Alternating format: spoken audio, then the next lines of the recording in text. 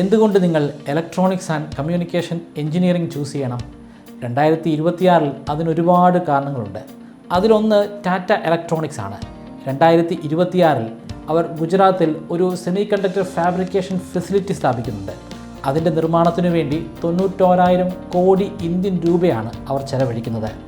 2026 ഒടുക്കമാകുന്നതോടുകൂടി നേരിട്ടും അല്ലാതെയും 20,000 പേർക്കായിരിക്കും അവിടെ തൊഴിൽ കിട്ടുക. ടാറ്റ ഇപ്പോൾ ഐഫോൺ ഉണ്ടാക്കുന്നുണ്ട് ഇന്ത്യയിൽ തന്നെ.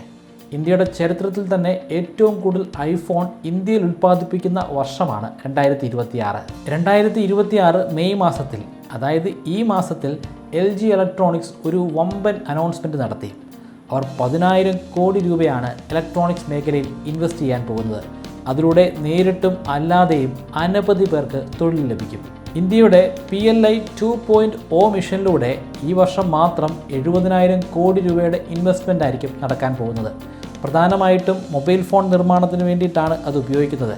പക്ഷേ PLI 2.0 മൊബൈൽ നിർമ്മാണത്തിന് വേണ്ടി മാത്രമുള്ള ഒരു പദ്ധതിയല്ല. ഇന്ത്യയിൽ ധാരാളമായി ലാപ്ടോപ്പും ടാബും മൊബൈലും നിർമ്മിക്കാൻ പോവുകയാണ്. ഈ പദ്ധതി 2031 വരെ നിലനിൽക്കും. അതായത് 2031 വരെ ഇവിടെ ഒരുപാട് സ്ഥാപനങ്ങളുണ്ടാകും. ആ സ്ഥാപനങ്ങളിലൂടെ ഒരുപാട് ഇലക്ട്രോണിക് എഞ്ചിനീയേഴ്സിന് ജോലിയും ലഭിക്കും. പക്ഷേ ബിടെക് വെറുതെ അങ്ങ് പഠിച്ചു പോയിട്ട് ഒരു കാര്യവുമില്ല. VLSI, embedded system, AI integrated chip മേഖലകളിലൊക്കെ നിങ്ങൾക്ക് ജോലി ലഭിക്കണമെങ്കിൽ ആ മേഖലയിൽ ജോലി ചെയ്യാനുള്ള സ്കില്ല് കൂടെ നിങ്ങൾക്കുണ്ടായിരിക്കണം. അതിന് പതിറ്റാണ്ടുകൾ പഴക്കമുള്ള പഴകിയ സിലബസ് പഠിച്ച് പാസ്സായതുകൊണ്ട് ഒരു കാര്യവുമില്ല.